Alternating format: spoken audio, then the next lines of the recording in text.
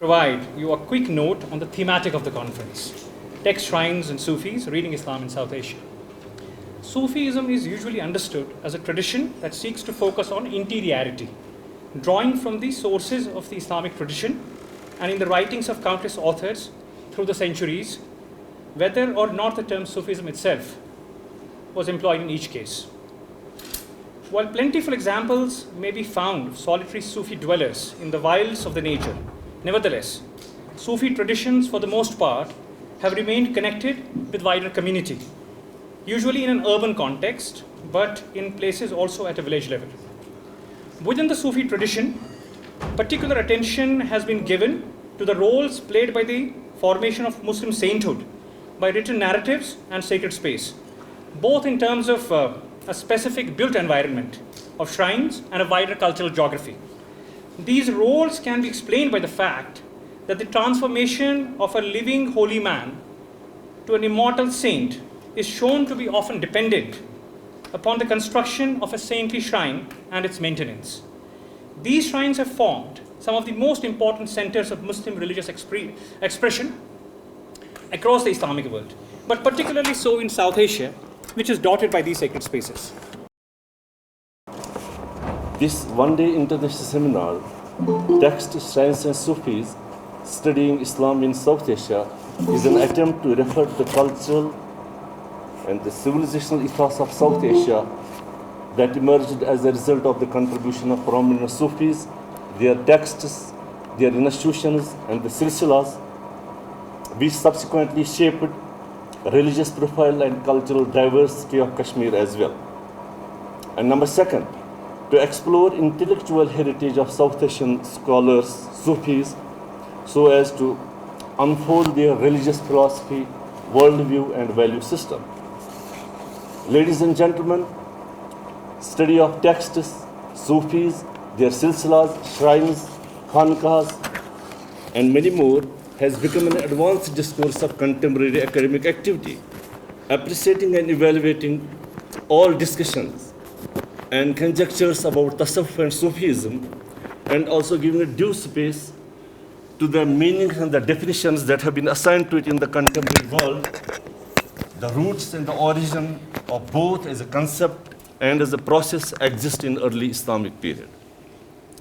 March of prominent Sufis to different parts of the world, establishment of shrines and khanqahs, dissemination of knowledge and learning, mystic journey from hall to call, these are the two prominent terms that are used in Sufism, are some of the features essentially with Islamic orientation, which encouraged studies on Tasawwuf and Sufism, both at doctrinal and practical levels. Prominent academic institutions stand established around the globe to study multidimensional aspects of Sufism, so as to make this institution more compatible to the requirements of 21st century. History of propagation, expansion, and consolidation of Islam in South Asia is incomplete without a reference to the prominent and distinguished scholars, the Sufis, the institutions, the silsilas, and their texts. Unless and until they are to be studied, history of propagation and consolidation of Islam in South Asia is incomplete. Such scholars produced texts and material of high quality at a time when there was not much flair for such type of studies. Although the distinguished Sufis around the globe, with special reference to Hazrat Imam Ghazali, Mullah Rumi, Mullah Jami, Sheikh Saidi Shirazi, Abu Nasr Kushairi, Shahabuddin Sohrawardi, and Ali al-Hijwari. These are the people who had left indelible mark on the precepts and the concepts that had been used in the composition of Sufi texts in South Asia, with special reference to the works, especially in the form of Maktubat, Malfuzat, and Tazkira. These are the three prominent concepts that have been used in South Asian, Sufi culture and Sufi, text, composition of texts. And the prominent works that have been authored by distinguished scholars, which include, like Fawaidul Fawaid by Hazrat Nizamuddin Awliya, Khairul Majalis by Sheikh Nasiruddin Charagi, Anisul Arwa by Sheikh Hassan Haruni, Dalil al-Arifin by Hazrat Khaja Muinuddin Chasti, Fawaidul Salikin by Hazrat Qutbuddin Bakhtiyar Kaki, Rahatul Qulub and Asrarul Awliya by Sheikh Fariduddin, Afzal Fawaid and Rahatul Muhibbin by Sheikh Nizamuddin, Miftahul Ashiqeen and Ma'adinul Ma'ani. These are the two prominent books, both by Shah Nasiruddin Mahmud and Sheikh Sharfuddin Yahya al-Muniri. These contributed in shaping the history of subcontinent in particular and South Asia in general, and made everlasting contribution to its originality. The Sufis, Rishis, the literatures of Kashmir. Subsequently, in the form of the impact that these prominent works globally acknowledged by scholars in the field of Sufism and the works that have been authored in the South Asian context, these works had left indelible mark on the vision, worldview, and value system of the Kashmiri Sufi saints, with special reference to Sheikh-ul-Aalam, Lal Ded, Mullah Bahauddin Naqshbandi, and then Mullah Mohsin Fani, Allama Anwar Shah Kashmiri, Sheikh Yaqub Sarbi, Mirza Akmaluddin Badakhshi. These are the people who had been highly and greatly influenced by the works that have been authored both globally and the works that have been authored by the South Asian scholars. And these scholars in Kashmir have not only been the torchbearers of acculturation, tolerance, and communal harmony in times of cultural polarization and religious animosity, but have cemented the bonds of human integration to realize the dream of oneness of mankind and universality of human culture. It is in fact this relevance of the international seminar on the Sufis, their texts and the shrines, that this need to be studied in a greater perspective, and the distinguished papers and the scholars who are with us, both online and offline, I'm sure that their presentations will make a new, breakthrough in the exploration of the material, with special reference to the material that is referred to any of the aspects of shrines and the texts and the Sufis itself, so as to make their findings more compatible, more relevant to the contemporary world. First of all, I congratulate Dr. Khaki for conducting of this international workshop on text, shrines, and Sufis reading Islam in South Asia.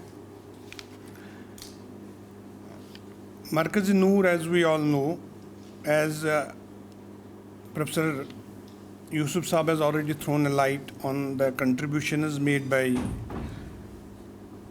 Sheikh-ul-Aalam Chair in popularizing and propagating the message of Hazrat Sheikh-ul-Aalam.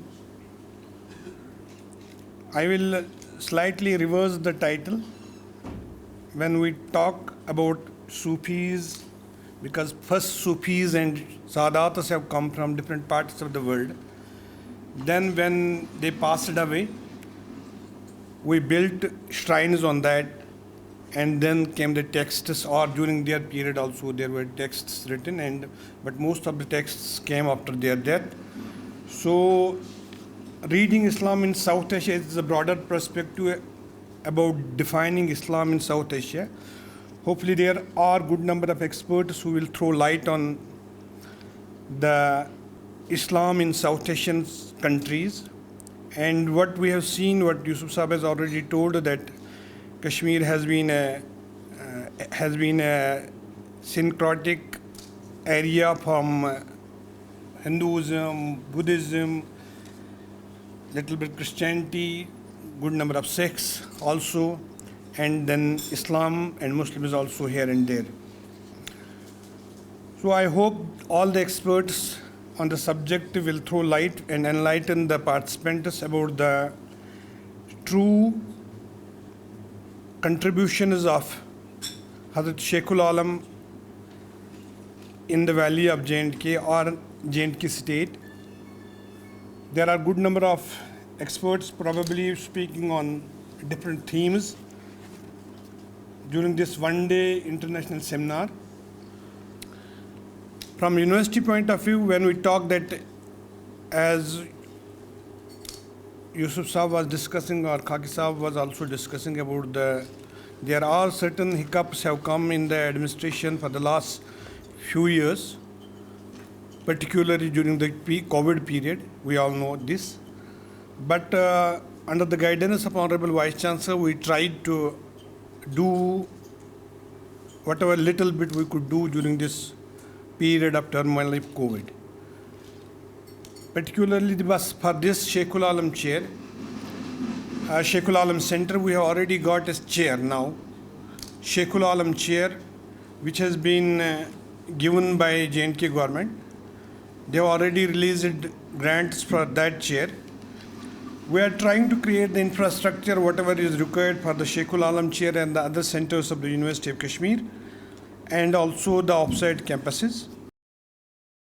Sufism, I am a student of some different subject. What we have understood by our company with friends like Professor Khaki and many others who are here, what we have understood about Sufism. First is that we are asked to understand ourselves. अपने आप को हमें पहचानना है. Once we understand ourselves, अपने वजूद पे हम गौर कर लें, तभी जाके हमें क्रिएटर की एक किरण दिखाई देगी, and that will be enlightenment for us. If we are not in a position to just see to our interior, अपने आप को हम नहीं पहचान सकेंगे, I feel there is some, say, deficiency in, say, that knowledge, in understanding the God. It's that enlightenment which we get once we see towards ourselves, once we see towards our own creation, then and only then we will learn how to respect mankind. Then and only then we'll start believing in universal brotherhood. अल्लामा इकबाल के ये सुनहरी अल्फाज मुझे याद आ रहे हैं, with apology to those who don't understand Persian. आदमियत एहतराम आदमी बाखबर शव अज़ मकाम आदमी. It's a sort of not mere saying, it's a sort of warning. Understand the status of man. This world was otherwise beautiful also. Nature has, God has created so many wonderful, so many beautiful things on this universe. But to have the feeling of universal brotherhood, respect for mankind, probably that was the basic purpose of creation of this Homo sapiens, what we call Ashraful Makhlukat, the best creature on this universe. I think that's the basic purpose, and Sufism probably revolves around all these things.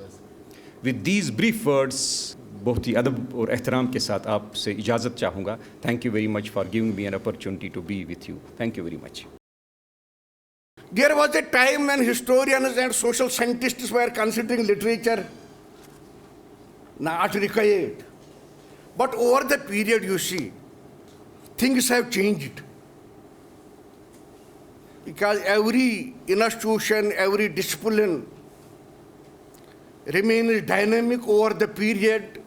There have been changes in historiography, in social sciences.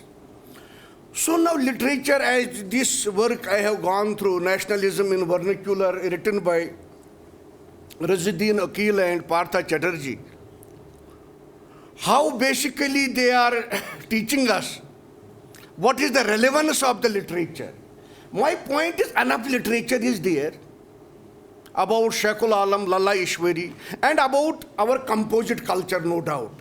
As Nilmata Purana refers, it was a lake, though it is a, we call this mythology, myth, but sometimes we find reality in myth.